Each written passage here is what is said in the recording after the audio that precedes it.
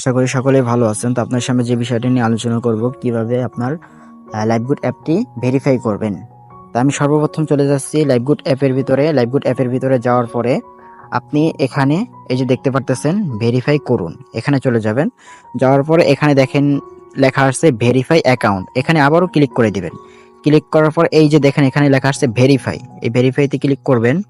ভেরিফাইতে click করার পরে এখানে আপনার একটা ইন্টারফেস এরকম দেখা যাবে, যেখানে আপনি কিসের মাধ্যমে অ্যাকাউন্টটি ভেরিফাই করতে চান।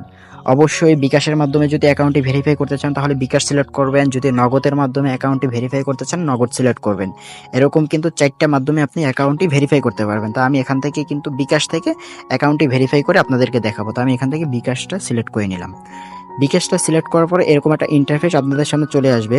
এখানে কিন্তু অবশ্যই আমাদের আইডিটা অ্যাক্টিভ করতে 250 টাকা লাগে।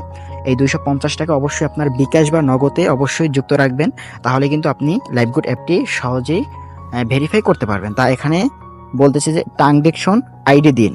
ঠিক আছে, এখানে ট্রানজ্যাকশন আইডি, আপনি এই ট্রানজ্যাকশন আইডিটা কোথায় পাবেন বা এটা কোথা থেকে আনবেন? অবশ্যই এই যে দেখতে পারতেছেন স্ক্রিনে একটি নাম্বার, এই নাম্বারটি কপি করে নেবেন।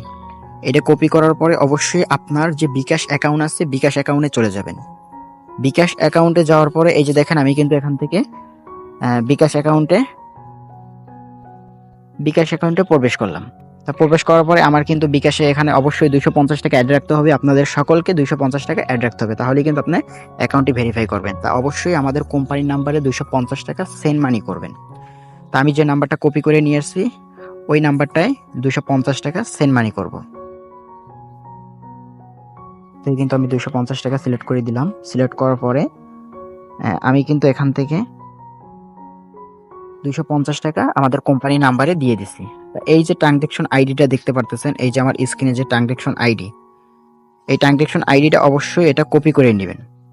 এটা কপি করার পর এখানে কাজ শেষ, আপনি চলে আসবেন আপনার লাইভগুড অ্যাকাউন্টের ভিতরে আসার পরে যে ট্রানজ্যাকশন আইডিটা আপনার কাছে চাইছে, ওই যে ট্রানজ্যাকশন আইডিটা বিকাশ থেকে কপি করে আনছেন এটা এখানে পেস্ট করে দিবেন।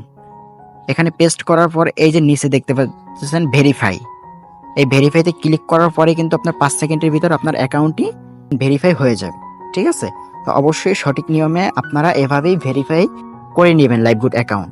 ঠিক আছে, অবশ্যই দেখতে পারতেছেন আমার সামনে কিন্তু অ্যাকাউন্টটি ভেরিফাই হয়ে গেছে।